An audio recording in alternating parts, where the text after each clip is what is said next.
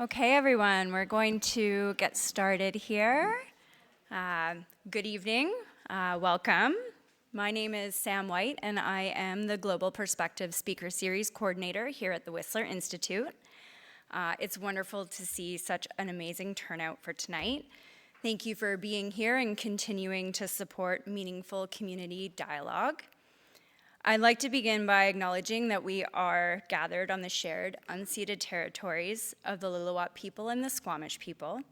We are grateful to live, learn, and come together on these lands. On behalf of the Whistler Institute, thank you for joining us for this evening's conversation.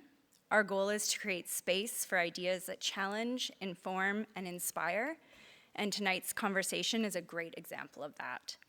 We're also grateful to our partners and sponsors who make these events possible.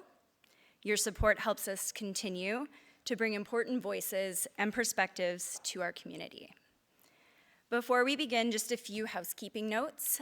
This evening's presentation is being recorded, so if we could just turn our phones on silent, that would be great. For those of you needing to use the restroom during the presentation, it is on the main floor. If we could use the back stairs to access it, that would be awesome. For those of you who wish to engage and ask questions, we have carved out a good amount of time for Q&A at the end. If you could just hold your questions till then, that would be great. It's my pleasure to invite Allison Jenkins from Aware Whistler to the stage. Allison will help set the stage and context for this evening's conversation. She'll also introduce our feature speaker. Following her remarks, she'll invite John Rasmussen, president of Aware, to join for a brief presentation before we move into the main talk. Please join me in welcoming Allison.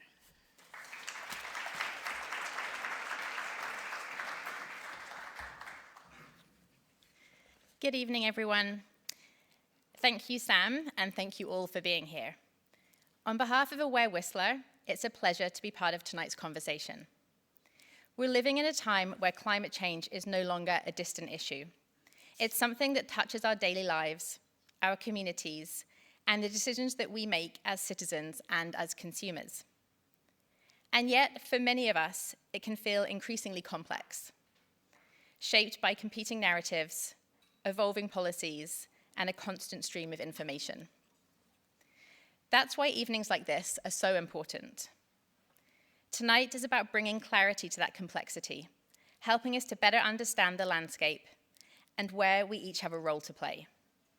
Whether you're deeply engaged in climate work or just starting to explore how to take meaningful action, this is an opportunity to leave feeling more informed, grounded, and empowered.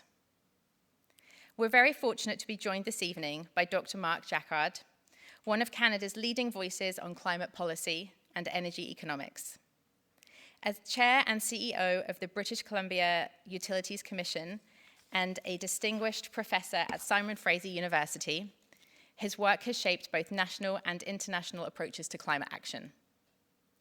With decades of experience advising governments and global organizations, including the Intergovernmental Panel on Climate Change, Dr. Jaccard brings a rare combination of academic rigor and practical insight.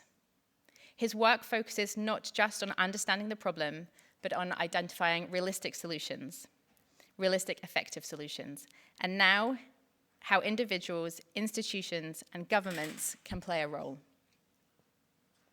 Many of you may remember the impactful talk here in 2021, and tonight he returns to build on that conversation, offering clear, accessible guidance on how we can engage more effectively in addressing one of the most pressing challenges of our time. Before we move into the feature presentation, I'd like to invite John, President of the Aware Board, to join us to share a few words.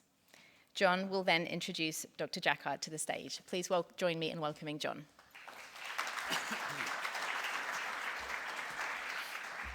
Good evening, and thank you, Sue and Sam, for the opportunity, and to Whistler Institute in particular.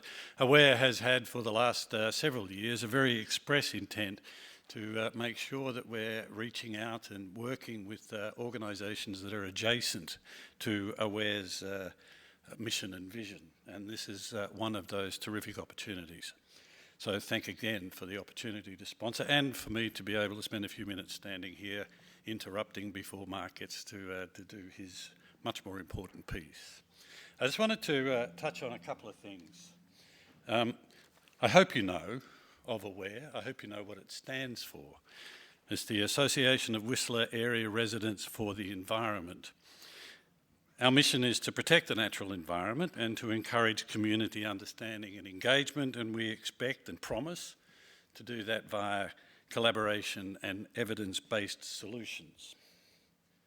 We work in 3 specific areas: conservation, climate action, and circular economy.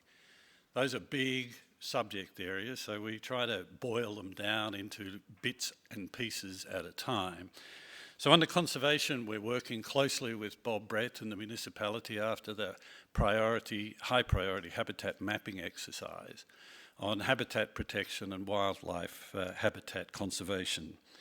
Under climate action, we're working on greenhouse gas emissions in the village and in the sea to sky, and as a joint program also on GROW, which is our community farming exercise in various locations around town.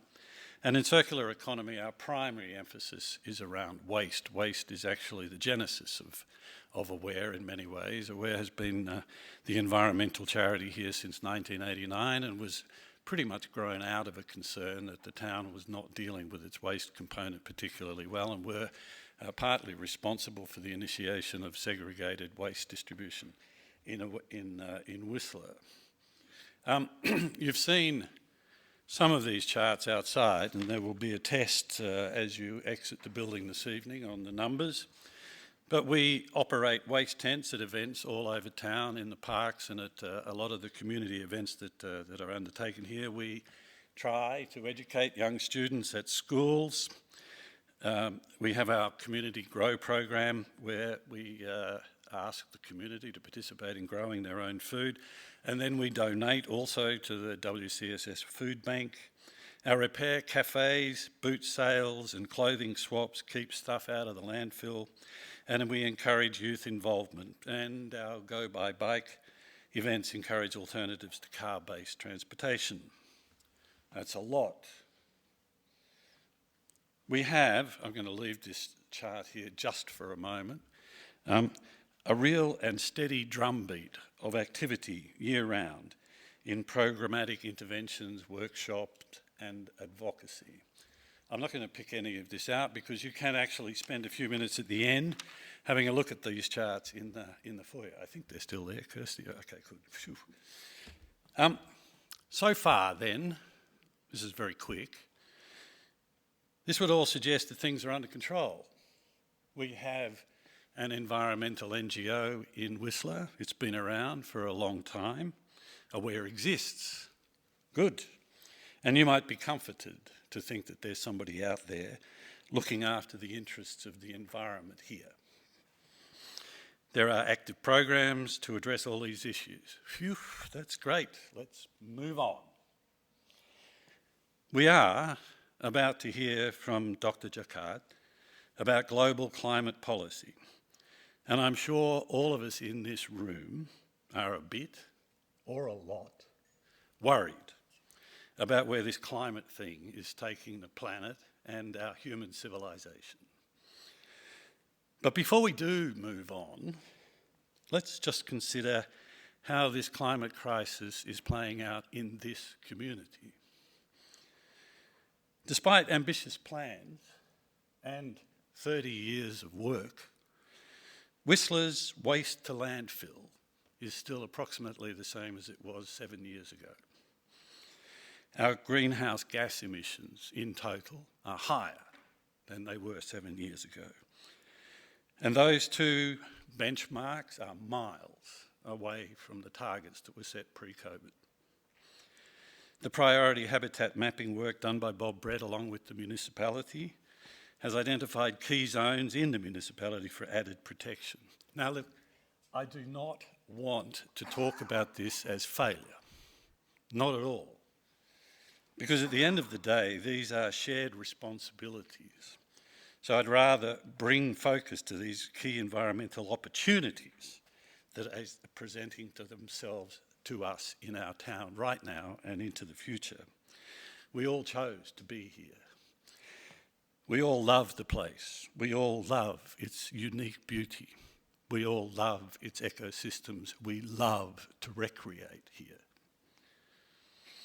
I would ask you to sit up and pay attention. Not everything is roses in the garden. And you know what? Most of the responses to these issues are not about council or the municipality. They are about community. They are about things that are in our own hands. So I would urge you to begin these conversations at your own dining tables, to ask yourselves what you can do to participate in the protection of the environment in Whistler. Aware is passionate and committed to working on what matters. But we are small and in much need of community support, and we can't actually exist other than to represent you all here and the rest of the community in town. It is not enough that Aware simply exists. It needs your voice and your support. If you can, please consider one of the 4 following options and get involved. Pay attention, have a say about how the future of this town and its surrounding areas play out over the next several years. If you're too busy, please get in touch with us, because we do stand to be ready to be your voice to help preserve this stunning environment on which we all, one way or another, depend. And finally, you could take out your phones and have a look at this QR code, which is our fundraising raffle this year. It was available at the end as well. And thank you for the opportunity to speak to you this evening. Cheers.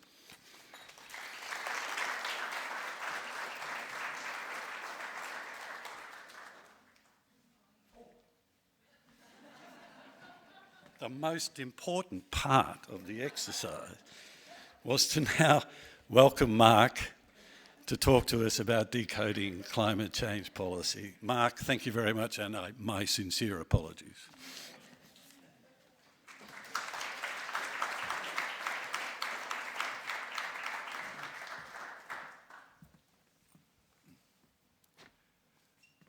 Great.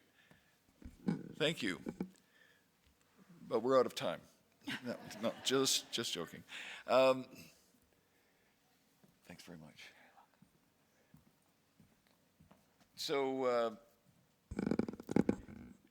I have this curse that early in my career, a mentor who was very important to me once said, there are people with ideas, and there are people with fancy slides. And so my slides are very simple because that voice is always there. But there's actually a fun anecdote from that. I was presenting at a global summit in Paris this February, and there would be 2 of us on this panel, and I was to do with a sustainable economy, and she was a earth scientist from the Potsdam Institute for Climate, and she was so she was going to have the what's happening to the planet. And they said, you're only going to speak for 5 minutes each, and then you're on a 1-hour panel with a moderator. And so they said, let's exchange slides. So I sent my slides, and they were, and then I couldn't download her slides, and nobody could. And so it was like we had to go to a website and so on. And finally I realized that my slides were 200 kilobytes and hers were 400 megabytes. And the reason is she had this, when I finally was able to see them, it was like the globe turning as forests were diminishing and burning up, and ocean currents were changing, and ice caps were melting, and a real full animation on that. It's funny, the anecdote is fun because chairing the Utilities Commission, we're now dealing with a dramatic growth in electricity demand around the world because of our love of videos and so on. So when I was there with her backstage, I didn't want to embarrass her. I said, this is kind of interesting. Like you're saying, we humans, her whole message was, we humans are doing it all wrong. We're wrecking the planet, our love of this and that.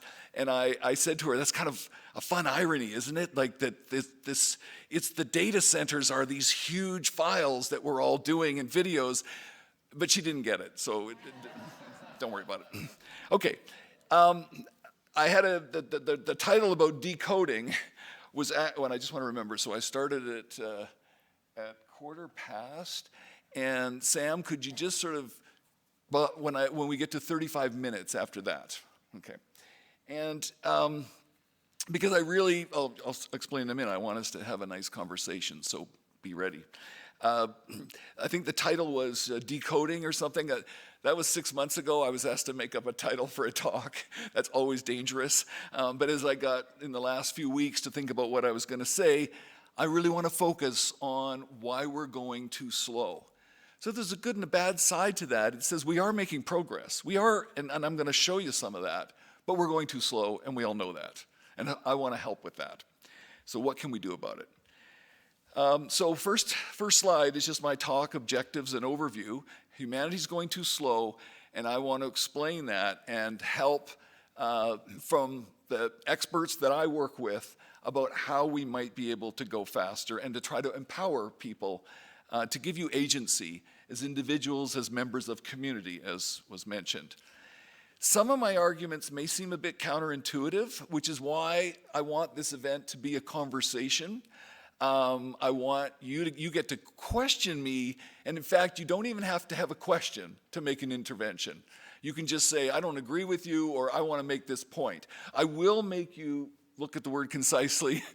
For everyone, I'll make you keep it short, and then we can engage from that. But you don't have to have a question for me if you want to make a point. The key issue will be, or the key objective for me, is to keep an open mind. This has been, you might say, well, of course, you're a university professor, keep an open mind. I can tell you, you see a lot of closed minds, even in academia, where people have a preconceived notion and they don't want evidence to disturb that.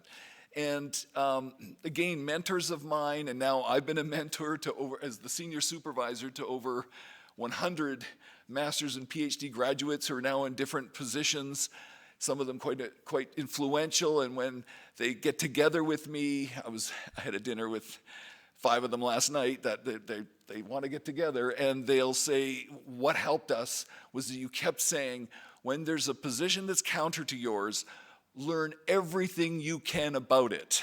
Don't dismiss it. And it's amazing how often people don't do that. So again, my goal is that we become more effective. Let's get on with it. Oh, no, one last thing. I have to have a disclaimer.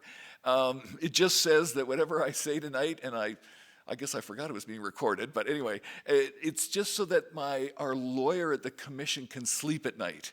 So if the lawyer calls you, don't tell him this is recorded, all right? And it just basically says that anything I'm saying here tonight is my opinion as an energy expert, but because I'm in a quasi-judicial position at the Utilities Commission, I have to keep an open mind, well, that's been my career anyway, to whatever evidence and argument comes before us in making a decision. And so what I say tonight, doesn't prejudice that. Now, 2 main reasons humanity goes too slow. And I'm going to really emphasize this early part of my talk because if there's a takeaway for you from tonight that would be my prime objective, it is that you know these 2 reasons because they don't get mentioned nearly enough. Yes, we're burning fossil fuels, and that emits a global pollutant requiring global action, and that's why the introduction about me mentioned the global side of all of this as well.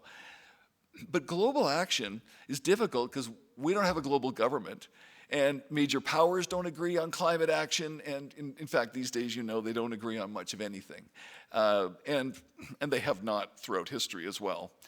Second is that the burning of fossil fuels has greatly benefited humanity. And fossil fuels remain our cheapest option for most energy needs. And you'll hear a lot that people will say, that's not true, renewables are cheaper than fossil fuels. I hear that every day. And when you look at it honestly and economically, it's not true. Fossil fuels are fantastic. And that's the problem. So I'm going to have a slide for each one of these points. The first one, ineffective global governance. I see some gray hair out there like me, so some of you remember the term Kyoto. Some of you, it might just be something you learned in school. But in 1997, there was the Kyoto Protocol, in which countries of the world got together and reached an agreement to start to reduce greenhouse gases. And that sounds like it was a great meeting, but there was a fatal flaw in that meeting and the protocol. And I'm going to give a little detail about that, which is that when global leaders became aware of the threat of climate change from greenhouse gas emissions, primarily from burning fossil fuels, they said, we got to act on it. We're acting on ozone depleting substances, we're acting on other issues, acid rain, and we'll act on this one as well. And there was a consensus across the political spectrum, if you can believe that. So for example, okay, but then I'll say, so everyone said, let's go and meet in Kyoto and hammer out a protocol, an agreement that will get all emissions to go down. Now, when the different teams, though, from Europe and the United States, when the United States representative was to go, it was Al Gore, who was the vice president under Bill Clinton and very active on climate, as many people will know. So Bill Clinton sent him as the American negotiator. But the US Congress, so both the House of Representatives and the Senate, passed votes about what needed to happen in that agreement. And for example, the Senate voted, I think it was 98-0, maybe two senators weren't there for the vote, that if the agreement didn't put limits on every country's emissions, even developing countries, that America would not ratify the agreement. And I'm going to tell you in hindsight, but even at the time, that you needed an agreement like that. Now, so developing countries would see that as really hard, but it would depend what cap you put on them, but they were given no cap. The idea was maybe in future times they'll get a cap. What happened was the United States never ratified the protocol. Other countries didn't ratify it. Canada ratified it but knew it was no longer binding, so we didn't do anything. And that was an opportunity that was unfortunately missed. A colleague of mine, David Victor from Stanford University, wrote a book like the next year, why Kyoto is a disaster. And we try to explain what needed to happen. So instead, after that, fairly soon, fossil fuel industry got a bit more organized and different countries swayed in different directions.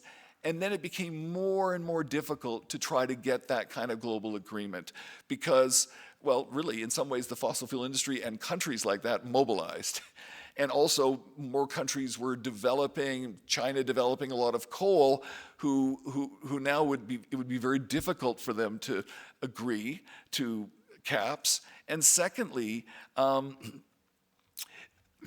what happened was we had summits every year, and we had them ever since. And you would hear about them in the media. They're usually early December. And in those summits, the same things happen. There is zero prospect for any kind of game-changing agreement because the summits say, we're going to do this voluntarily.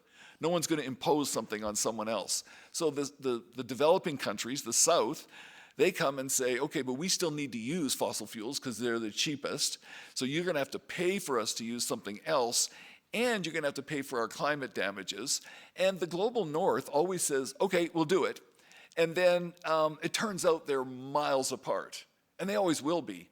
Because if you're from a developed country like Canada and you're the negotiator, you're not going to agree to more than, I don't know, some small percentage of, less than 1% for sure, of our GDP, because the other parts of the GDP are to make sure we don't have closed emergency rooms and enough social services and so on and so forth. Basically, we want in our democratic government to deliver what we need in our country. And as voters, we don't think that globally. So every agreement every year is the same. It's a tiny percentage. People all go away. They say they'll try to hit their targets. Some do in more earnest than others. So I don't want this to be entirely negative, but I want to make sure you understand that this is what dominates. It's that we need a global agreement. So a lot of people that I haven't been involved in this as a contributing scholar, but Bill Nordhaus, David Victor, working on things called climate clubs, where groups of countries might act and do something. And I'll talk more about that later. But right now, without a global agreement, no country has an incentive to voluntarily reduce its emissions. So to accelerate, we need things like tariffs, carbon tariffs, imposed on countries that are not contributing. Also regulations on technology and energy. Right now what we do have is that Europe is imposing tariffs on imports of steel, aluminum, whatever, that are depending on the amount of carbon emitted in the production of those products. And this is a real good sign for optimism, but I'll talk more about that later. The second part, as I said, is that fossil fuels are wonderful, except for the greenhouse gases. So we kind of have to hold that thought in our head. That's, don't have cognitive dissonance. There's two things. They're wonderful, they're wrecking the planet. So how do we deal with that? You don't just tell yourself, oh, they're horrible, and everyone will agree that they're horrible. So we have this assumption that fossil fuels, that I often hear, that they're dirty and expensive, so we're going to switch to renewables. Renewables are cheaper, solar's cheaper, wind's cheaper, electric vehicles are cheaper, heat pumps are cheaper. You hear that all the time. But actually, fossil fuels have brought those huge benefits, and if we do the calculations, and I'm happy to talk about that in discussion, they're rarely the cheapest option, or rarely, they are the cheapest option for so many things we want. Sorry, I reversed myself. And of course, as I said, politicians and the public are surprised that more renewables can mean less reliable, higher cost electricity, such as solar versus a natural gas power plant. And when we do start to realize that, that slows policy development and technology adoption. And then finally, the jurisdictions that are endowed with fossil fuels, whether it's countries or a province, want to expand production and promise wealth benefits for their own citizens and also for government budgets. Like even just thinking about our federal budget in Canada today with revenues from the oil industry that's mostly in Alberta. And so they'll resist efforts to achieve impactful global climate agreements, but that's again, they're able to do that part and parcel of the ability to say this is still our cheapest option for so many things. So those are the two things I really want to stick with for you to retain, I hope, as takeaways is, oh yeah, we don't have a global government. So what is our government doing to help with that? And I'm going to get there. And then secondly, oh yeah, don't always believe what I'm being told about fossil fuels. Otherwise, it really would be easy to quickly get off, and we would be going fast. So instead of focusing on these two challenges, we add complications.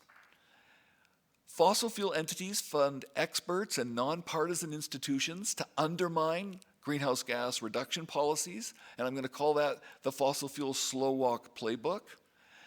Climate concern groups who mean well, and individuals, highlight the negatives of every low emission option, and I'm going to have a slide called Perfectionism to a Fault.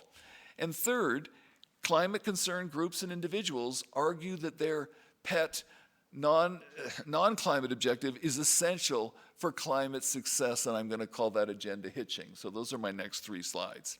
The fossil fuel slow walk playbook. And this is a famous quote of Upton Sinclair. It's difficult to get someone to understand something when their salary depends on them not understanding it. Some fossil fuel interests acknowledge climate change, but they have clever strategies for slow walking our climate efforts.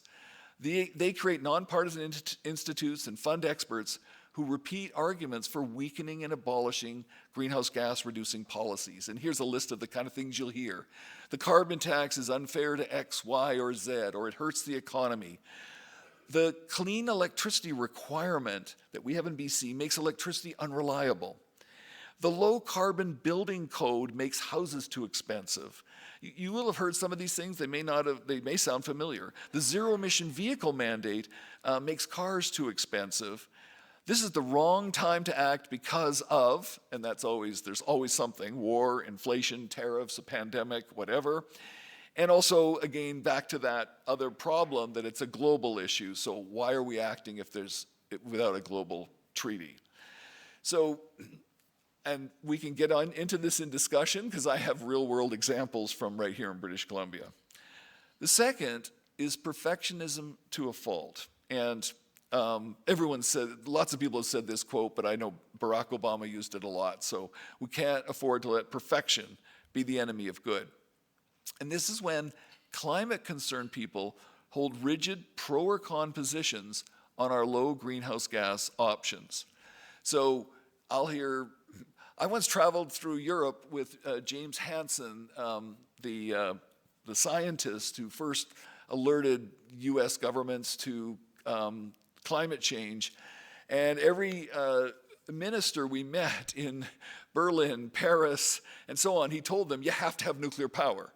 And I said to him, well, in some jurisdictions, maybe nuclear power is the right option, and others maybe not. I've also been with people who said, well, how can you ever support nuclear power? And I'll say, I don't know. I don't have a position on nuclear power. In some cases, with some jurisdictions, maybe the Swedes should keep having nuclear power for a bit longer. It's hard to say. Large hydropower, pro or con, staunchly. People said to me, well, what's been your position on Site C? We hear you're in favor of it. And I've said, no. I've just tried to clarify what values it brings, but I know there are huge costs, so it's a societal decision, but I think it's a real mistake for me to have a strong position one way or the other. And likewise, biofuels, and likewise, fossil fuels with carbon capture and storage. The idea that we might still get electricity or hydrogen from fossil fuels while converting them, capturing the carbon and bearing it. If that helps bring a jurisdiction like Alberta along or Saudi Arabia, why would we say we can't do that as part of the solution? Why would we have a strong position on that? So to go faster, I argue, we need flexibility and compromise. Those who want to slow walk, they love climate perfectionists, believe me. And my third one was agenda hitching.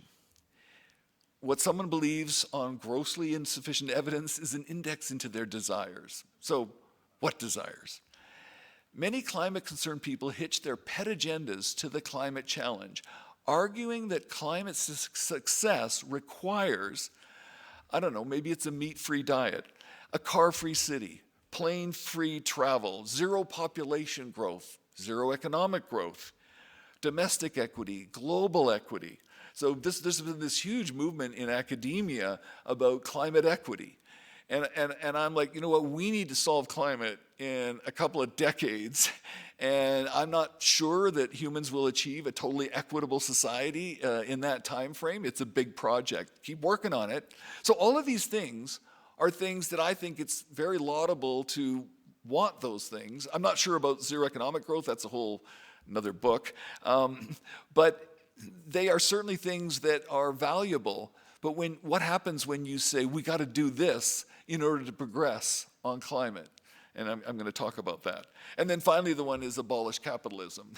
And so Naomi Klein, who wonderful person and has done some really wonderful things, but wrote a book called This Changes Everything, basically saying, we've got to, in the next 20 years, we've also got to finally get enough Canadians voting for socialism, even though it's never been more than 20% throughout my entire life who have voted for social democracy. So, okay, are we really going to be able to do that, and is that really essential? So you may disagree with me in some of these areas, and I respect that, but that's how I'm presenting it right now, which is I think this agenda hitching is making it more complicated than it need be, and we can't afford that. And again, I will say, those who want to slow walk love climate agenda hitchers. Okay, this one says John. Mark. I'll use both then. Okay. So, with all of that, don't worry, I'm heading towards the cheerful side of the talk. Are we, in fact, it starts right here. Are we headed for, is a climate catastrophe inevitable? And you hear this a fair bit. And I know a lot of people, when I speak, or people who know what I do, they'll say, what do I tell my kids? Or what do I tell my grandkids? they're hearing about this at school, and they're even having nightmares about it. What do we say? So I want to probe into that a little bit. Some people are pessimistic and assume that our inability to accelerate nationally, internationally, means an inevitable climate catastrophe. And I just want to unpack that a bit. What do we mean by climate catastrophe, and what exactly is inevitable? And I'm going to do this in very short order. I'm not giving it what it deserves. And again, maybe you'll want to bring that out and talk about that in the question period, but I want to at least set a stage here. One thing to point out is that yes, for ecosystems, a stable climate is critical. But humans have actually long thrived in very different climatic conditions, and you know that, including not just extreme cold, extreme heat, extreme dry and wet, but also extreme weathers, weather systems, people living in hurricane paths as part of what is normal for them, living in flood zones. Humans have done that for a long time. It's not great, but it is something humans can do. So when we say catastrophe, what do we mean? While profound behavioral changes are unlikely, and some of the things you have in your Whistler, your group, what's it called? Yeah, is really important. It's behavioral change. We need to always strive for that. But I'm going to argue there's actually two things we need to do, which is have electric cars and heat pumps if we're talking about climate. And so also, though, understand that we are going through a transition, and it's just real, but it's a bit frightening. We talk about, or some people talk, or Elon Musk talks about going to Mars and like geoengineering the planet. Humans have gotten so large, and our energy system and our material movement throughput system, extracting materials and then worried about what we do with them, landfill waste and so on, that we are now affecting the major systems of the planet. So whether we like it or not, action on climate is actually going to be geoengineering. We are going to manage the climate, and the sooner we recognize that, the better. And that means we're going to be using some technologies that some people will say we shouldn't do that. And I get it. I understand that you might have this nostalgia for a world in which humans didn't manage the planet. But unfortunately, I'm going to argue that's not where we are now. We may end up figuring out ways to cause more snowfall and ice retention on Greenland in some superficial way, of taking ocean water into the Sahara, of aerosols in the atmosphere, which you've probably heard of. A lot of things humans are going to do, and it's unfortunate because they're mostly driven by the fact that we couldn't restrain ourselves for lack of a global government and so on, and the love of the benefits of fossil fuels. Now, what I want to say, though, is that there are some things that are happening really fast. They're good news. China is quite phenomenal. Chinese, as a national economic strategy, development strategy, bet on, actually I call it a safe bet, but they bet that humanity would have to deal with climate change. And what they've done now is affecting the developing world in what kind of cars people choose, in how they generate electricity, how much solar or wind. It's actually going to have a profound effect, and we're already seeing it in a really positive way. The other is that Europe, as I mentioned earlier, is coming up with strategies that affect globally. So the Europeans have said, well, now since 2005, so that's 20 years, we've been imposing penalties on our industry for their emissions, and that's meant that their cost of production has gone up, and now it took 10 years of negotiations in Europe, but we're finally imposing tariffs coming into Europe. And it's been fantastic for me through scholars I know who are examining what's going on in the world, to see that, an aluminum plant in Africa now imposes its own carbon tax, which changes its production technologies so that it doesn't have to pay the European carbon tax. And there's some really exciting things that are starting to happen that may even push us towards, as I say here, a tipping point of accelerating. And so keep that in mind. So optimism is difficult where we are right now, and so I've other people I look up to have said, I'm hopeful.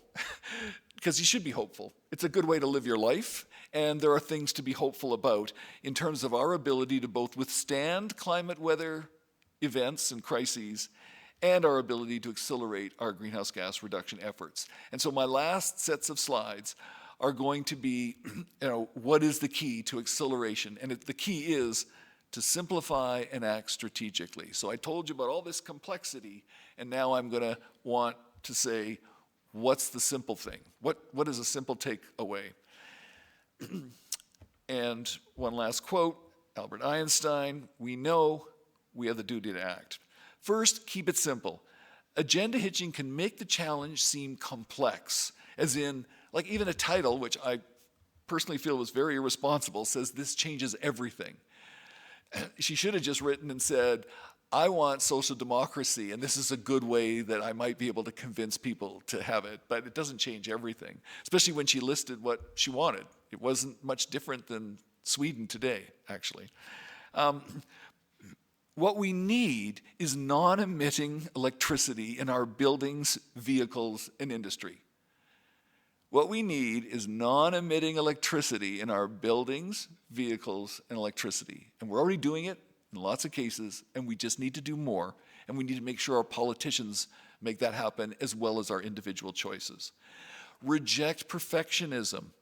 Be open to all emission options. Don't say we can't have any biofuels because we'll cut down a tree somewhere. We're going to need, those trees were doomed if we don't act in any case. Reject agendas. Focus on producing and using non-emitting electricity. And understand and counter the fossil fuel slow walk playbook.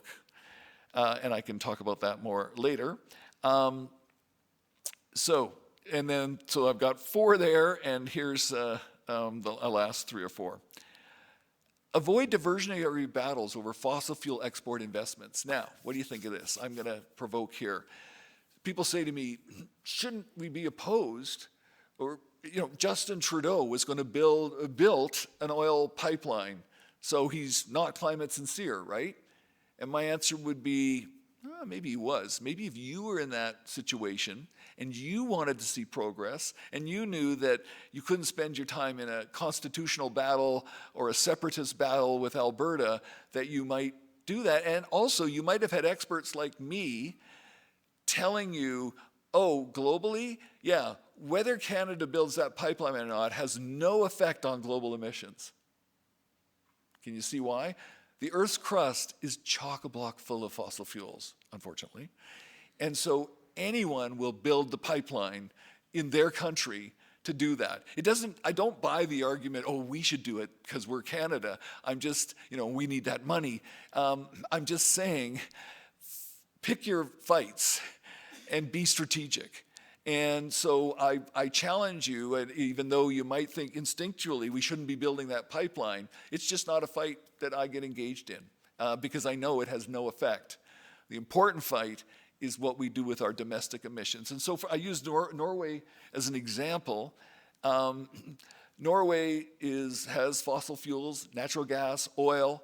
It has exported them, and at the same time said, we're going to get to zero emissions in our buildings, in our electricity generation, in our cars, in our trucks, in our ferry boats, in our industry.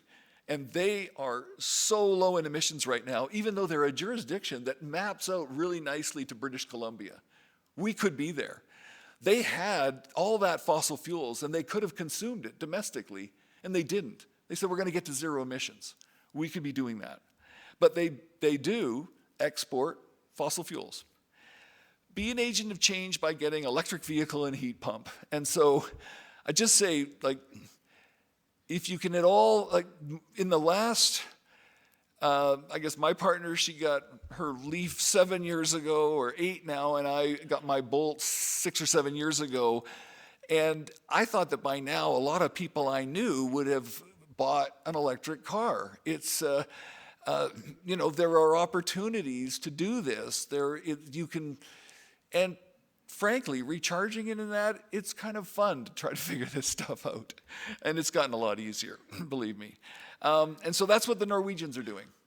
And I'm not trying to, so are the Swedes, so are the Danes, so are the Finns, so are the Germans and the French now. And so I just picked Norway because it's the same population as British Columbia. It's about the same standard of living, and it's on the coast, on the west coast. So it's well endowed with natural gas. People are saying we got to use natural gas in our buildings. Well, they could.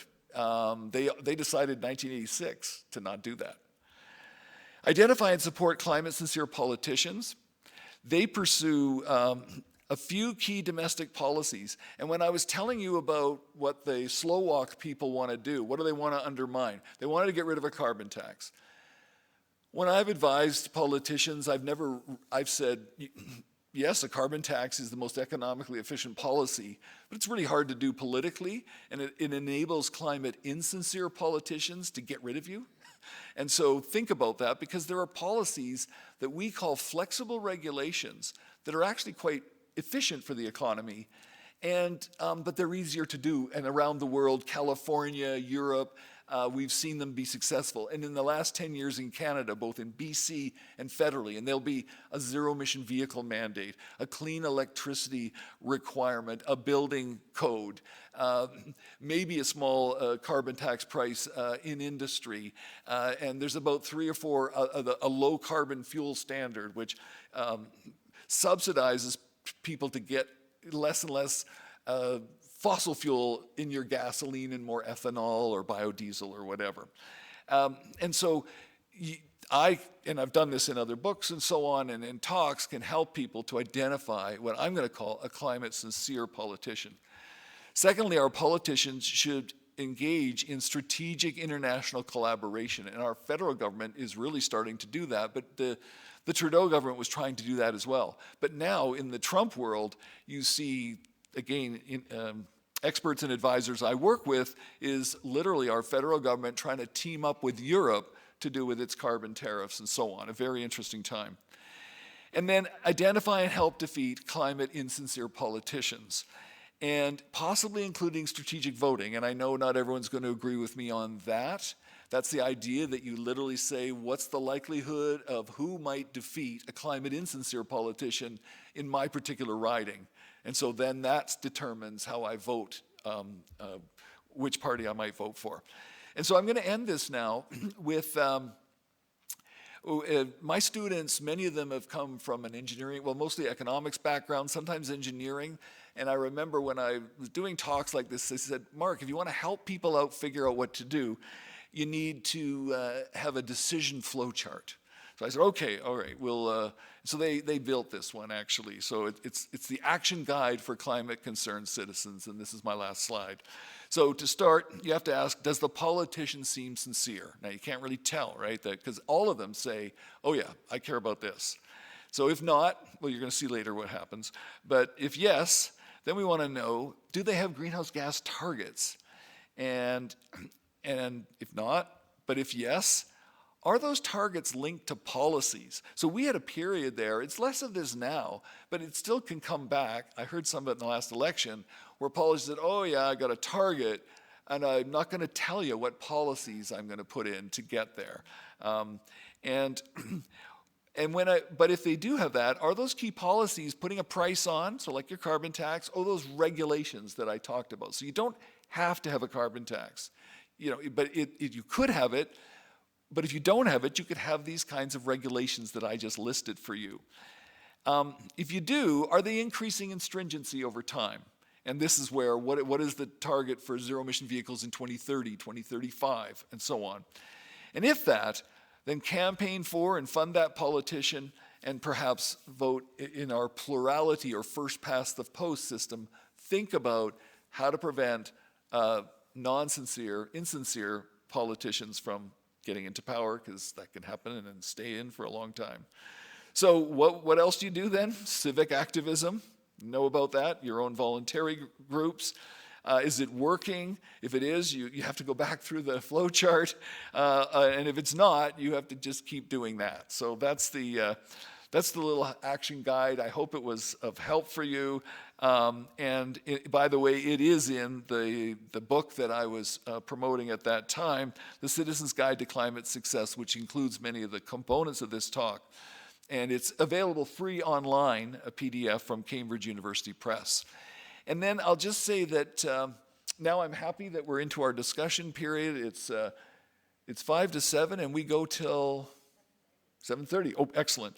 And but I did write up some questions in case you were like completely at loss, but I'm going to flash them and then I'm going to put them off again. Like, should we allow another oil pipeline?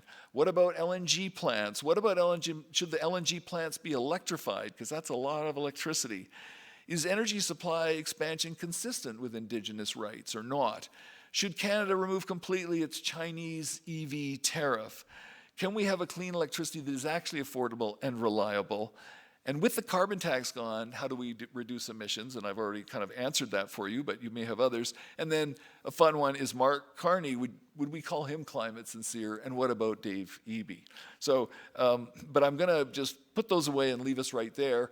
Thank you very much for your attention. I look forward to our question and answer period. Thank you.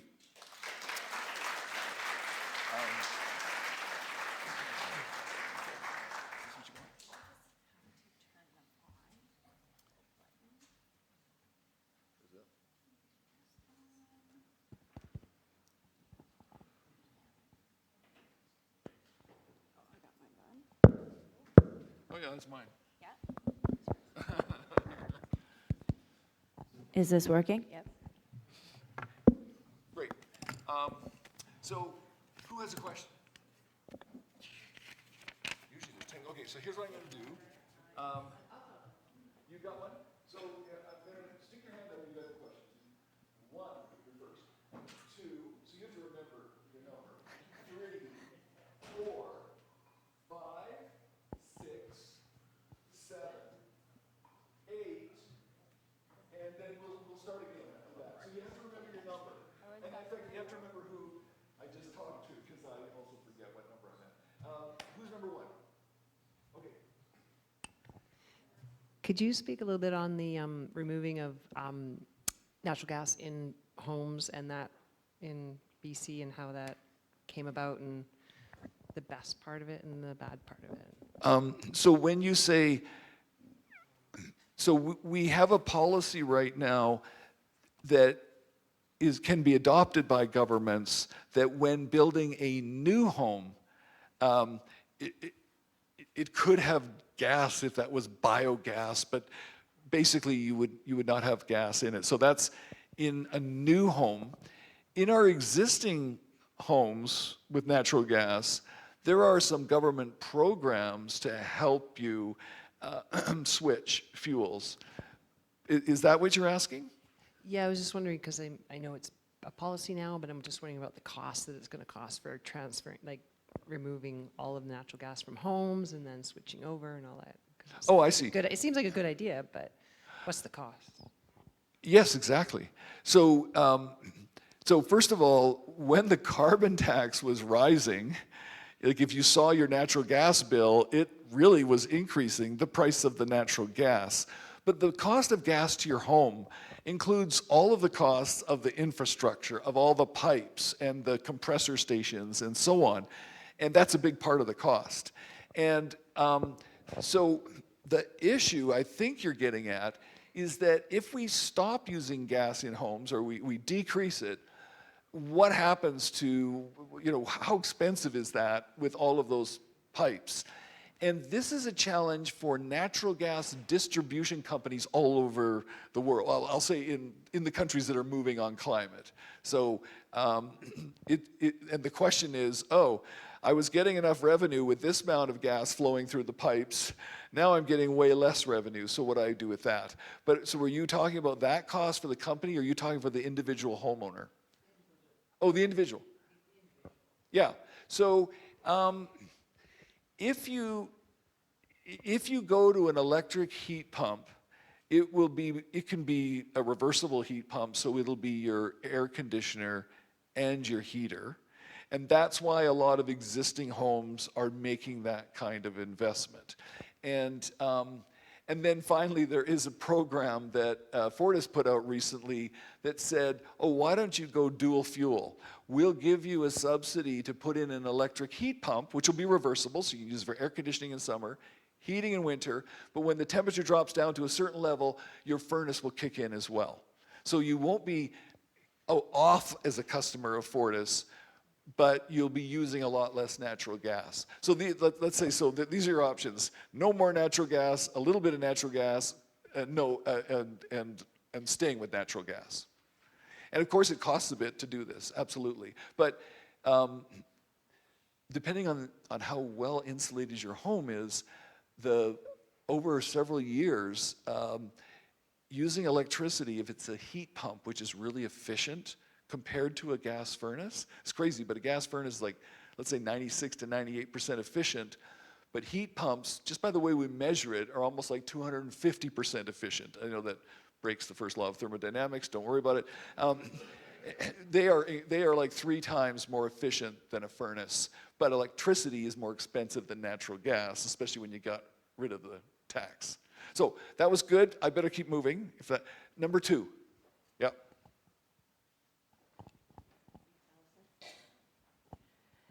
Do you think that there could be a silver lining for the expansion of renewable energy coming out of what's happening in the Middle East and the Iran war? Yeah, so this is always tough because the transition that we're trying to do, we call it the energy transition, which is to move away from the open burning of fossil fuels, is definitely what economists call a long-run proposition. It involves, what percentage of vehicles are renewed every year. It's usually about, I think on average, the data I last looked, it's about 1/15 of cars are, of the total car stock, only about 1/15 are gotten rid of and buy new cars. So you can see it would take you 15 years to change that vehicle stock. And wars, we hope, are short-run phenomenon. That's not the case in the Ukraine, but that war actually really affected energy prices. But then things kind of settled down. They figured out different ways to send oil. They stopped using Russian oil. We all stopped using Russian oil. And the Russians figured out, oh, well, India will buy it cheap, and so will China. And so the price went back down again.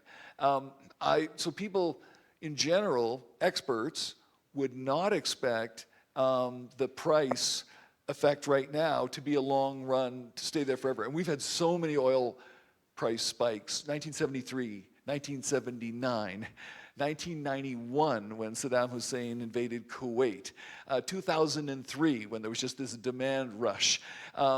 There's another, well, the 22 with the, so we've had these, and they usually have some kind of an uptick, but yeah, we really have to stick to our knitting and think about the policies we need over year after year.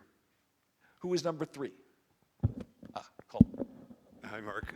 I'm wondering about agenda hitching and maybe a heretical statement, de-emphasizing climate as a driver for change.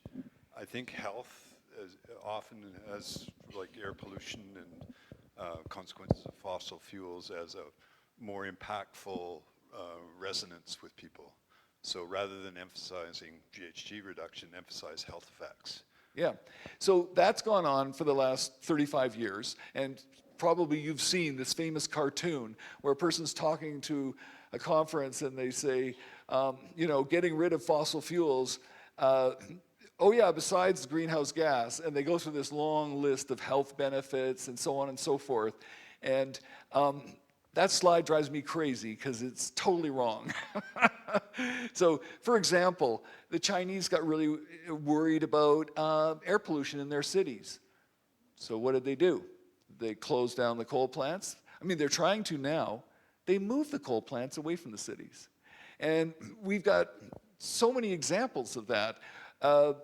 Air quality from cars. Like when I was young, growing up in Vancouver, smog was so bad.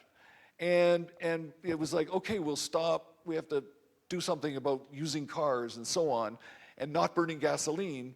And industry figured out, under pressure from government, how to get to cars that have like 1 or 2% now of the the volatile organic compounds, the nitrous oxides, the particulates. So, and human health can improve dramatically, and fossil fuels now are a tiny part of human health. And in fact, when I was on something, various times on the Intergovernmental Panel on Climate Change, but on the Global Energy Assessment, I used to work with Kirk Smith from Berkeley in California, the world's leader in human health. And he would say to me, oh, the biggest improvement in human health is as we're getting propane and butane into villages for about 3 billion people who are finally getting fossil fuels, and it's an incredible improvement in human health. Because before that, you had, they were still burning brush, animal dung, and the suffering of that was young children and women who were mostly around that fire. And he calculated it as about 5 million deaths per year that were reduced as you moved. I forget what the time frame was, but and I've got a long list like that. Yeah. So I think that's why we have to just say, oh my goodness, fossil fuels are great, except for the greenhouse gases. They really are great. They're clean. Where are using more and more natural gas. It burns very clean. Where was that? 4? Yeah. Okay, but you're going to have to be concise. So if you can't be concise, we'll pass. No. And so, wait a minute, that's 5? Are you 4? I will let you speak. Are you 4? Yeah, I just want to know who 5 was so that we can give you the microphone. Who's 5?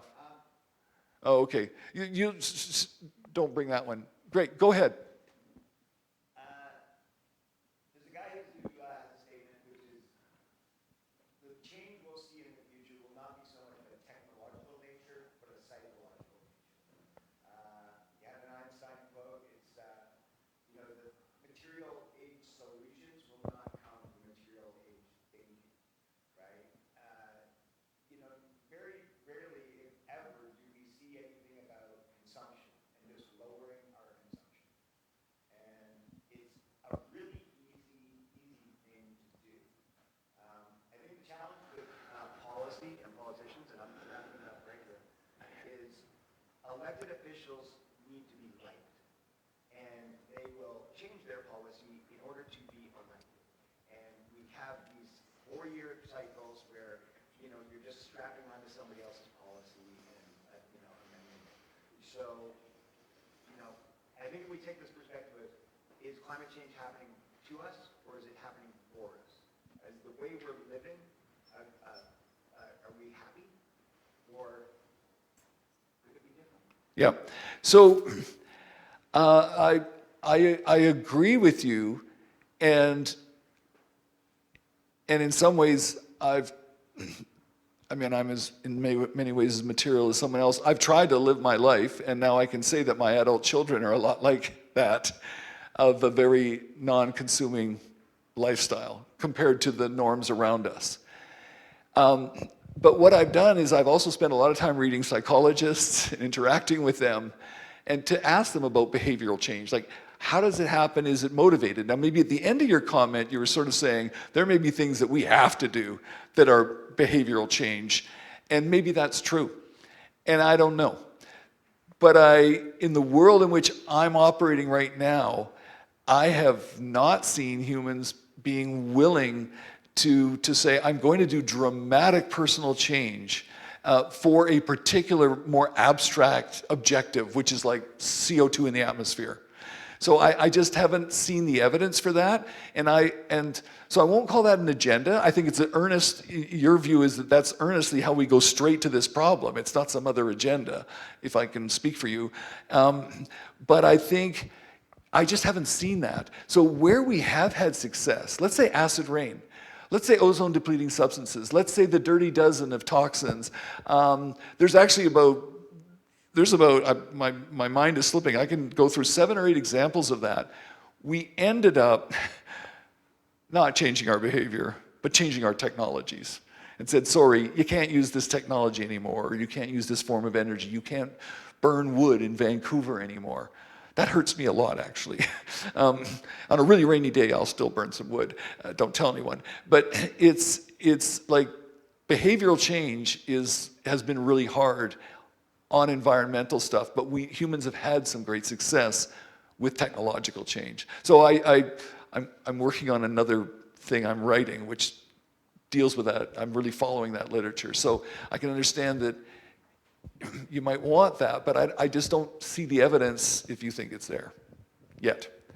Someone else was right. Okay, there you go. Okay, just quick good news. For the last 40 years, we've been building energy-efficient buildings, and you're right, we could never sell them on cost-effectiveness or health or any other reason. And the only way we managed to do it continuously is we had to get our costs under control. We're now building them approximately 20 to 30% at a cheaper cost than standard code-built fossil fuel buildings. So today, with the technology available, it's now easy. But my real question is, the fossil fuel... But I agree with that. I've seen the same evidence, yes. Well, we're doing it. We're Yep. making a fortune doing it, which is great for us, because too many people are slow to get on board. Right. But how do we counter the fossil fuel narrative, the slow walk? I mean, I know a lot of people who think we're all going to die in the dark if you don't have a gas furnace. Yeah. It's not reality technologically, but it's perception, and it's very well pushed by the fossil fuel industry. How do we counter it? Yeah. So one thing is, at least to start, by being aware of it, and I'm going to give a very specific example. Barry Penner was the BC Attorney General under the Gordon Campbell government, and then he became the Environment Minister, and I was helping him. And I remember even him calling me in jubilation in December of 2006 when he had gotten through cabinet that we would not allow new natural gas-fired electricity generation in British Columbia. And it meant that the proposed plant at Duke Point was closed, and I wanted them to convert Burrard Thermal, but they ended up closing that completely as well. And that was very exciting. And then I haven't really interacted with him. He's been away. And then 2 years ago, maybe even a bit more than that, he suddenly appeared in an institute called Energy Futures. And so I asked, well, it's funded by ResourceWorks. And it would be great to ask ResourceWorks, where do you get your money? Like, come on, if you're on, they say they're nonpartisan, well, good, release your books of the last 5 years. Where's the money coming from? So Energy Futures, in the last 2.5 years, a colleague counting for me said Barry has been on CKNW radio, mostly the Mike Smith shows, 58 times. I got an update version just recently. And on there, every time he says, I care about climate, and then he tries to dismantle one policy after another. And all of the, like that, how can we possibly buy electricity from the Americans in a water drought because it's coming from coal and natural gas plants? We should build natural gas plants in BC. Actually, the electricity that PowerX buys is not from coal and natural gas plants. They buy it when the price is lowest, which is when it's so much sunshine in California. It's solar, and at night it's wind. Works his way through the zero emission vehicle mandate and says really all you need is a hybrid car, which is, hybrid cars are great, but they're just more efficient gasoline cars. You need at least a plug-in hybrid, which is fine, and so on and so forth. So I think one of the things that I and some other people are trying to make sure, and I did this before, it's harder when I'm at the Utilities Commission, but as an academic, I was out there in the media all the time. Now that's easier for someone like me. I think all I can do is try to make sure you're aware of this and you're telling other people that they're aware of it, because that is insidious. And so people need to defend those 5 policies that we have. Learn what they are, defend them, go after your member of parliament and your MLA. Your local government should also be doing that kind of lobbying. Protect those policies. They're all we have that'll really make a difference. Thanks. So where do we at? 6? And if you still want to have a question, then soon I'm going to ask for another round of hands. Yeah. I'm really happy with the low emission electricity. I just didn't think it was that big a part of the issue. Like I thought industry was 2/3 of emissions and electricity consumers and cars was only about a third. So don't we need regulation on the other 2/3 as much, at least, as low emission electricity? So absolutely. So wait a minute, I'm going to separate all this. Electricity, industry, consumers. And so I'm making them three. So industry uses electricity and consumers use electricity, so you need zero emission electricity. Because in BC we've had zero emission electricity because of all the hydropower, when we looked at our whole account, transportation was usually like 50 to 60% of emissions in BC. 50 to 60%, that's both personal transportation of people and goods, so trucks as well. And that's different from other parts of, it's similar to Quebec with hydropower, it's similar to Manitoba, but in general, and also because we have pulp and paper industry, or it's declining, but they also use a lot of wood as their energy source. So it's actually a low, unless it's a mechanical pulp mill, which is using electricity. So basically, industry is, oh, and by the way, there is a policy on industry. So we've had a carbon tax on industry in British Columbia since Gordon Campbell put it in 2007, and then the NDP government of John Horgan continued that policy, then started to increase the carbon tax on industry as the Trudeau government started to put in a carbon tax, so 2019, 20, 21, 22, and in the last while, when the Carney government said we'll come in and we'll get rid of the carbon tax, it's only what we call the consumer carbon tax. So industry across Canada, there's some agreements to help Quebec versus Ontario, like everybody had their own system, Alberta. And so industry across Canada does face a carbon price. And right now that price is about $95 a ton, so it's higher than it ever got for consumers. And it's designed in a way, though, where they'll be incentivized to reduce emissions, but it won't wreck their bottom line so that they can't compete in world aluminum markets or pulp and paper and so on. So we do have a robust policy. Now, listen to Pierre Poilievre, because if I was him, I'd keep quiet about it, but almost every day he says he will get rid of that industrial price. And he says he'll do it for consumers. The funny thing is, most of those industries that we're talking about, they're not what end up in our consumer prices. They're export industries. They're exporting aluminum, smelted goods in BC, copper, and so on. So giving industry a free ride won't affect anything for us. It won't lower our costs. But we do have to be, I've put a lot of my career into this, clever with how we charge industry, how we regulate industry, because there is no global agreement. And so industry will say, we're going to lose market share to other countries that are not doing anything about the climate. So that's there's only so far we can go until we join a European tariff system, or plus California, or who knows what. So what people were left? Oh, did I answer your question? Yeah. Raise your hand if we still haven't gotten to you. That's 8, and you're 7, 8, and are there other people out there who want to ask a question? Got 9 over here. 9, 10, 11. Okay, well, 12. Okay, so we're at 7. We're going to make it to 12. Go ahead. This is slightly different direction. We've gone all electric, but now a lot of our engineering friends say that we're going to run out of electricity, that there isn't enough in the pipeline for the future. Where do you find your engineering friends? I spoke at a conference on Monday in Vancouver, organized by the BC Sustainable Energy Association at the Pinnacle Hotel, and I give too many talks these days, so only just before getting there did I know who I was speaking to.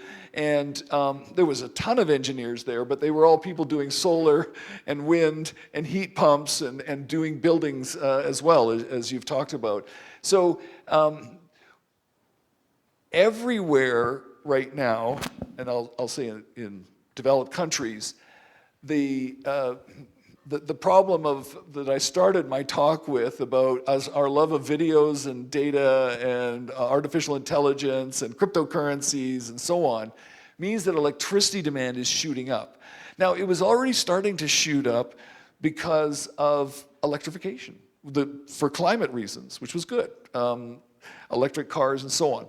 Now, and so people are saying we're not going to have enough electricity.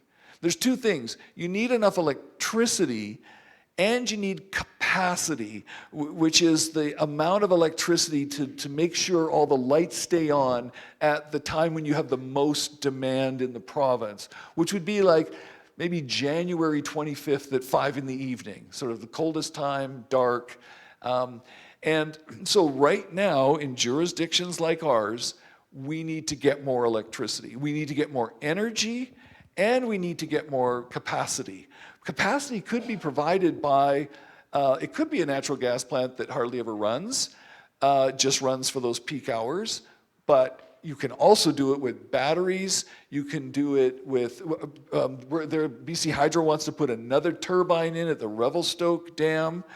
So there's a whole bunch of ways to do that. So the job of the Utilities Commission and the utilities is to make sure that we don't run out of energy or that peak reliability capacity. And I don't think you have to worry about that. We've been low in energy lately because we're a hydropower system, and hydropower systems can go through periods of low water and high water. But that's separate from this demand growth idea. We've always had to deal with low and high water. So just recently, on our website, we have a blog, and I just put out to show that in the last 15 years, in 7 years, we actually exported more electricity than we had because we had average or higher than average water years. And for 8 years, we imported more. But because we're able to do it at the right time, we have these huge reservoirs we can pick when we buy and sell. We sell when it's high and we buy when it's low. We buy at 2 in the afternoon when California has way too much solar electricity, and we just don't run water through our turbines during that time. We just buy that electricity. Often we sell it back to California at 5 in the evening when the sun goes down at 10 times the price, 20 cents instead of 2 cents. And that's why BC Hydro PowerX makes money, and it made money even in the last 5 years, even though the total amount was like I'm going to be wrong, 75 billion, something like that, the net revenue from trading electricity in a period in which we bought way more than we sold. We just did it at the right time.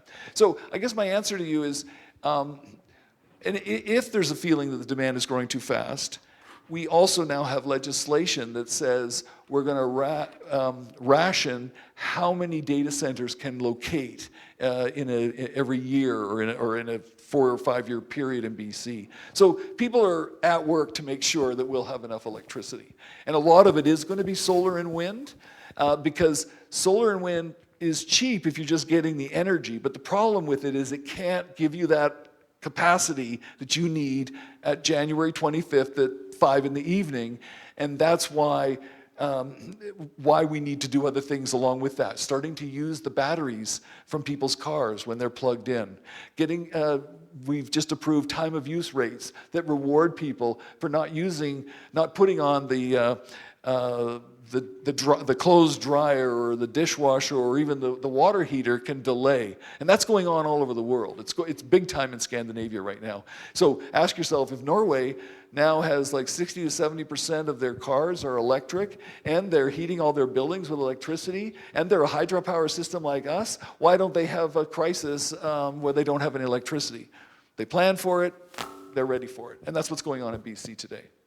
So, good question. Who was next?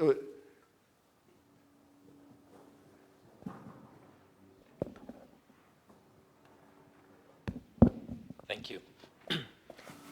I'm going to get more into politics here. What is your opinion on how this fossil fuel expansion that we're planning in Canada and British Columbia is financed? Fossil fuel companies have made huge profits since the pandemic, like billions and billions of dollars. yet they're asking governments to support, to lower their taxes, give them extra, grants, and grants maybe through First Nations, whatever.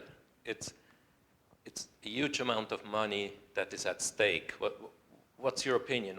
Why do we need to give money to fossil fuel companies who make billions? Yeah, so we shouldn't be doing that. And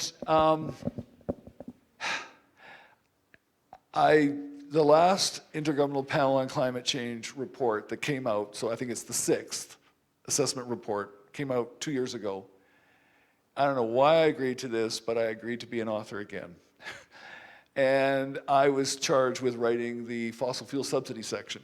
So I had to be reviewed by 78 different people, country representatives, and I had to go through all this literature. I had a team of people helping me. I also wrote the section on carbon offsets. I don't know, I must have drawn the short straw because the literature here is very heavy. Basically, the fossil fuel subsidies may be way less than you think.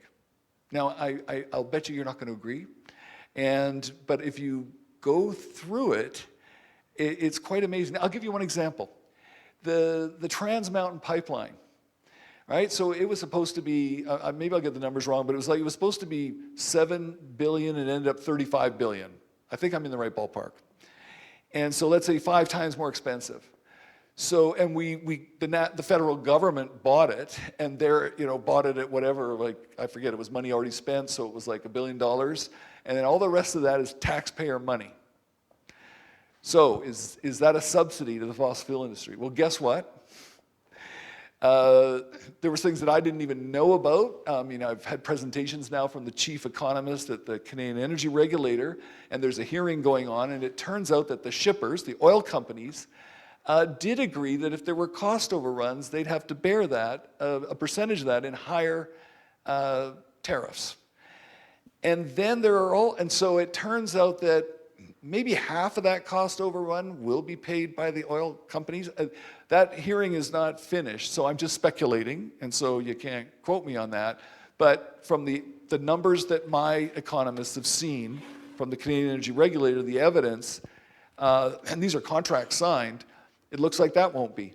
Second thing is, Trans Mountain now is appearing to be more lucrative than we thought.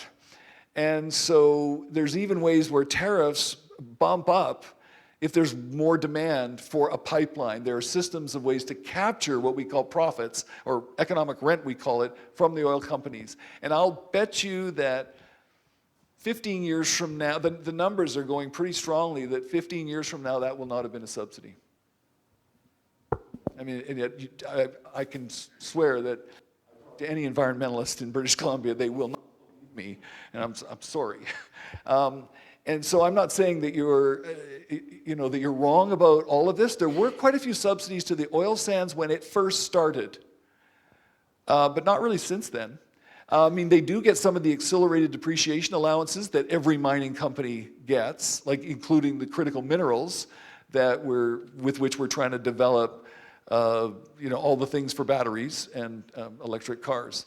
But that's something that's gone on with all industry of all kinds, forest industry, you name it.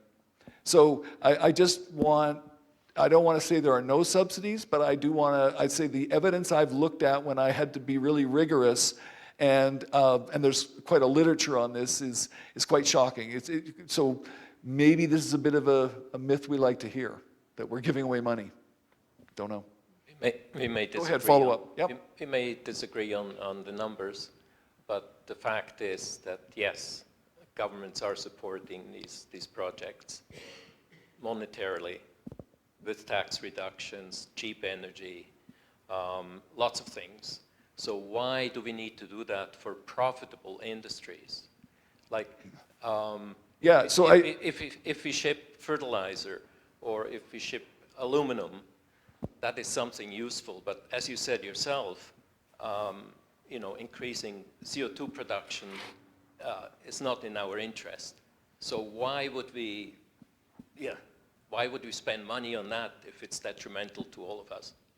Yeah, so, but they didn't, I'm still disagreeing with you on the evidence that you just presented. I don't see that. I'll give you an example of a subsidy was when when the pipeline was not built, the Alberta government went out and bought a bunch of bitumen transporting train cars. Okay, and that was to be a huge subsidy to industry. And they were like all across Alberta. I once like looked at them, but it turned out they were just using what we call the economic rent from the oil sands sales. So if the government of Alberta has been subsidizing oil companies, why does Alberta not have taxes? Like they're making a lot of money from those companies and the companies are profitable. So like where did the subsidy come from? I won't argue more with you. I don't expect you to agree with me, but it might be helpful for you to know that there are a lot of experts around the world who say there are not real fossil fuel subsidies affecting the price of oil or the profitability of these companies or the books of government. Who is next?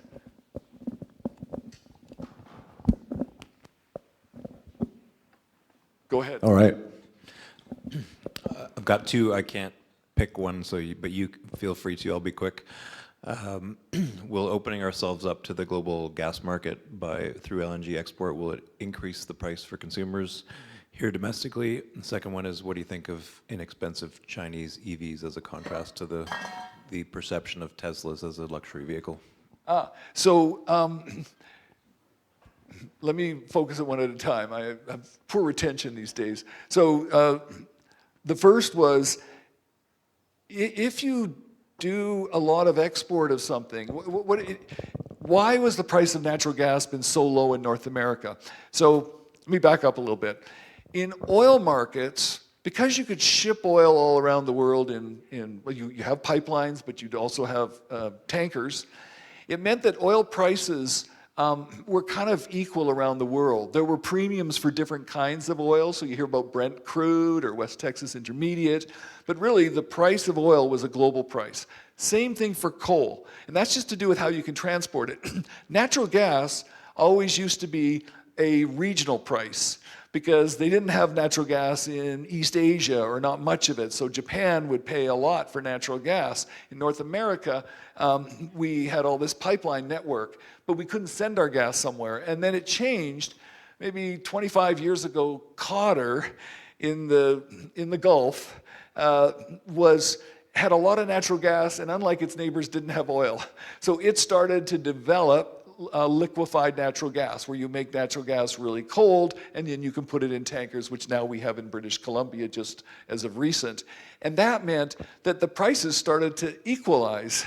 They're not equal because there's the shipping, the LNG production cost and the shipping cost, so they're going to be it's still going to be more expensive in Japan than it is in BC. But what it does mean is that finally producers can say, oh, I'm not just trapped in North America where we have so much natural gas, meaning that the price was artificially low. So when the Americans started to do a lot of LNG just over the last 8 to 10 years, the prices of natural gas in the United States went up. And this question is, well, won't that also happen in British Columbia if we start to export LNG? And the economist's prediction answer is yes. I don't think it'll be dramatic, but I don't know for sure.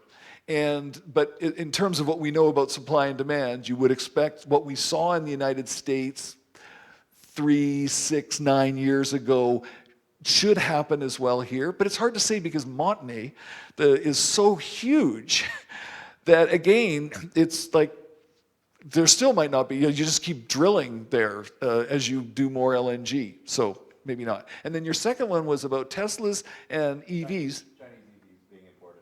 Right. So I mean, some of the EVs that were imported, like Teslas, were being produced in China as well. This is why I got confused by your question. But I was just saying, the perception is, oh, I can't afford an electric vehicle because it's an $80,000 Tesla. But if we import, what is it, $50,000, $10,000 Chinese EVs, what do you think of that as a strategy? Yeah. So I and a lot of climate-oriented economists, friends of mine across Canada, have been doing everything we can to pressure the Carney government, I mean, they don't listen to me, but one of my former students is chief of staff in one area over there, and so I gave her a hard time often.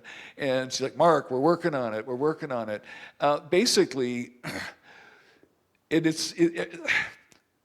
our auto industry in North America, so we're really talking Ontario and Michigan and Ohio, but there are plants elsewhere as well, Georgia and so on and so forth. But our auto industry mostly, like the traditional North American auto industry, has not done nearly as much as it could have in a marketing sense of helping us move to electric vehicles, electric transportation. And a lot of people said, well, good, they'll pay for it one day because they're going to get passed by. We are now living through the process in which they're getting passed by. There are economists now saying, and I'm not the expert, that the auto industry in Ontario is doomed no matter what you do. If you can maybe, because I mean, it's like Trump is already pressuring, and maybe even a future US administration will be pressuring any of those things being produced, those parts in Ontario. For heaven's sakes, if you want any political favors, move that to Michigan, move it to Ohio. And that's what's been going on. It's a pretty footloose industry. So we're kind of watching these things close in Ontario. And Doug Ford is saying, whatever you do, don't let in Chinese electric cars because they'll cause our plants to close even faster. Oh, the irony is, mostly what we're producing are like trucks and bigger SUVs. And you know what, the Chinese also have a lot of big electric cars, don't get me wrong, but they're really good at producing these very small cars that can be a lot cheaper. And so they're not even coming after the market that would hurt Ontario. They're coming after so that my kids can get electric vehicles and not just people of my generation paying for that. And so we wanted them to relax it completely. To get rid of completely our tariff. What Carney did was he said 35,000 cars a year, and it goes up each year, I think, can come in on a 10% tariff instead of a 100% tariff. All the rest of the cars would have the 100% tariff. And we're just trying to get that number. And I think Carney played it right. He has to pay attention to Ontario. Liberals, you're not going to get re-elected if you don't have Ontario happy. But he said, you know, we're going to nudge at this. And so of course Doug Ford was all upset, but it kind of blew over quite quickly. And then what he's also been talking about with the Chinese is, come on, build a plant in Canada, or even like a battery plant or something. And I think there's lots of, I don't have any special inside information, but I bet you there's a lot of talks going on about that right now. That's my guess. Yeah, we could get cheap electric vehicles here. Okay, who's next? Sorry, I lost my train here. What number are we at? Just let me know. You're 11? And who's, oh. I'm 10. You're 10. Oh, sorry. Okay, good. So 10 and 11 are covered. Right. I just have to have a quick question about understanding the model from Norway. If you have, it's great what they're doing, fully endorse everything that Norway's doing, but the unpaid externality is you're still burning oil with a surrogate. You're sending it off to somewhere else to burn and saying, look at us go. How does that work on a global scale? Like, if we're not reducing the total amount of energy we're burning, even if we've got electric cars and everything else, so does the Norway model work? So Norway is not burning. I know. Right. So that's the rest of the world is. So, yeah, but hold it. Norway's not burning. That's important. They're bringing down the cost of electric vehicles. They're bringing down that, like, when you adopt something, you are part of a mass movement to bring down the cost. Then, let's say their oil was going to go to Spain. So, and you're saying, or I'm not, you might be assuming, oh good, don't let that oil go to Spain, we'll just keep it in the ocean here. Spain, if it hasn't gone to electric vehicles, will just go to some other oil from some other source. And the total amount of emissions on the planet will not go down by you deciding not to export oil. But you deciding to reduce your own emissions is a big deal. And then finally, I mean, the Norwegians, I don't expect us to be as unselfish as they are. They actually use a lot of the money from the oil revenue to help in developing countries to develop low emission electricity generation, transportation, and so on. So I'm saying they are doing something with that revenue to reduce emissions elsewhere. But the idea that us not exporting natural gas or oil will not reduce emissions in the world. And energy economists know this because we know, A, there are tons of fossil fuels, and B, there are so many different sources to supply it. Thanks. I've spent 20 years working on climate action at the municipal level, and more recently doing projects on climate with federal and provincial governments. And what's interesting to me is how the different levels of jurisdiction interplay and the kind of downloading of where is the right level for this policy to sit. There's so many things that we could be doing on climate that if it just happened at the federal and provincial level, it would be so much easier.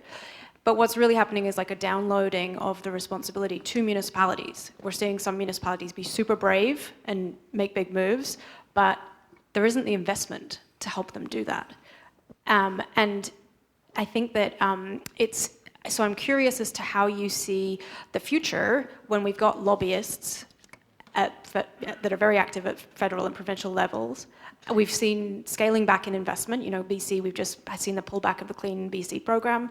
How are municipalities and as the closest connect to citizens supposed to keep doing this work and be brave on the climate file? Right. So one of the things that that people like me will argue, so energy economists and energy climate economists, is if you stopped any subsidies that government gave to people to get a more efficient this or a more efficient that, you don't have to have any subsidies like that. What you need is a smart regulation. So I'm gonna give you an example that doesn't totally relate to municipalities, so remind me to come back to municipalities. So the zero emission vehicle mandate tells vehicle manufacturers, retailers, you have to hit this percentage of sales. And so let's say 20% or, well, it's like 30% of your vehicles need to be zero emission in 2030. And let's say you only get to 25% of your sales. You're gonna have to buy credits from someone else. And that someone else is going to be, let's say Tesla, who's at 100% sales, or some Chinese company, or whoever made more than the requirement has surplus credits to sell. So you're not going to want to buy credits from them. What you're going to do as a car retailer is you're actually going to increase the price on the products that people are almost price insensitive, like they want to get a huge pickup truck no matter what, and it's gasoline. That price will go up by 2%. People won't even notice it. But what you're doing is the manufacturer's forced to cross-subsidize the cleaner option. That's what happened in electricity sector with the renewable portfolio standard. So we got more money to wind and solar by people had to pay more for coal-based electricity. So all of these policies self-finance. They don't need government to give money. And I think that's important because we're kind of in an era where governments are going to be more worried about their budgets. And what I tell politicians is it's okay. I'll say try to direct a few subsidies maybe. I like that the feds have the $5,000 back on an EV. I doubt that BC can do that because this government won't get reelected if it doesn't deal with its deficit. When you asked about municipalities, so I kind of like the way you said it because I think you were saying at the end of the day, a jurisdiction's not going to do very well unless like the national and the subnational government are pushing forward. There's only so much that cities can do. There's a lot of hype about what cities are doing, but what did I say you need to have? You need to have electric vehicles and local delivery trucks in that city, and you need to have electricity in the buildings. Well, that's a city. there's your emissions. There may be a whole bunch of other things you want to do, like bike paths and so on, but that's for other health reasons. Once you have all zero-emission vehicles in buildings, there's nothing else that you need to do. And so we wrote a paper about 10 years ago. One of my clever students, his thesis paper was, I forget the title right now, it was something like, what can cities do? What can cities really do? And we just went through all these scenarios and showed that if a city really said, we're gonna do it, and they had no of those policies I'm talking about from a subnational government like BC, and nothing at the national level, it was really hard for cities to flip the building stock and flip the vehicle stock. And those are the only two things that matter. So I don't want people to give up. Everything you do locally is really important, but also be engaged in the policy. Like, you don't have to be partisan. Fight for certain policies. So you don't say we're fighting for this party or that party, but fight for policy. Who was next after that? I think we have to. Yeah. Great. My voice was just at the end here.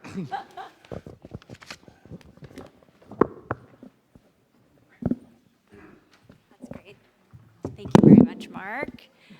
We're going to bring Sue Adams up here, our board chair, to close out the evening. Thank you, everyone.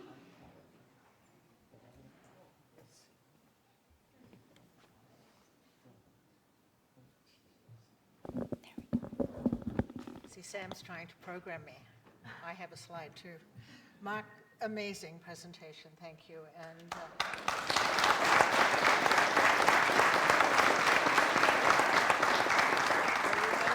I remember very clearly now the last time you were here, and thank you for coming back, how you left us with how we can influence the politicians to make the changes that need to be made. And to me, that's so simple. It's something that we can work at community level. And whoops, I think our politician left. But we did have a politician here tonight, so perfect, very good. So again, Mark, thank you so much. It's been a pleasure just to have you here, and I hope it won't be 5 years from your next time you come to talk with us. So thank you. Lots of people to thank tonight. I really wanted to reach out to Aware. Thank you. We heard a lot from you. And Cascade Environmental. Thank you very much. Long-time supporter of the Whistler Institute, and Candice, thank you very much for joining us tonight and making this possible. So we have resort partners as well that help us, the Fairmount Hotel, for instance, that I think, Mark, you're having a couple of nice evenings staying with the Fairmount, so we really appreciate how they're able to help us bring the programming to Whistler. So we have lots of donors and supporters that help us. And I really, at this point, because this is our last session for this, this particular series, I would really like to, a huge thank you to the team at the Whistler Institute. It's a big team. We have a team of one, and that's Sam. Thank you very much for orchestrating the series this week. So thank you very much. And she is assisted by board members, and we all work together on this, but Sam really does all the heavy lifting, so thank you. And then special volunteers, I don't know whether they snuck into the back of the room, and that's Frank and Donna Savage, who are the face of our institute, because they're the greeters and do a wonderful job in welcoming everyone. So us, just the same as John, put out a plea, we need help as well. And is there another, just this and it'll come up? You'll have to come and help me because this is a vital, can I, ooh. Nope, you better help me. Just like John. Expertise. Oh. I think our QR codes are bigger than Aware's, so please pay attention, everyone, because we need help as well. Our sponsors help us actually put on the event, but the work that goes on behind the scenes, we do it's really hard to monetize hard work. And we're launching now into planning our next season. So any ways in which you can help us, that's much appreciated. So thank you very much, everyone, for coming, for supporting our series. Again, thank you, Mark, for coming and joining with us and stimulating a great conversation. And stay tuned. You'll be hearing from us for our plans for next season. So have a good evening, everyone, and thank you again.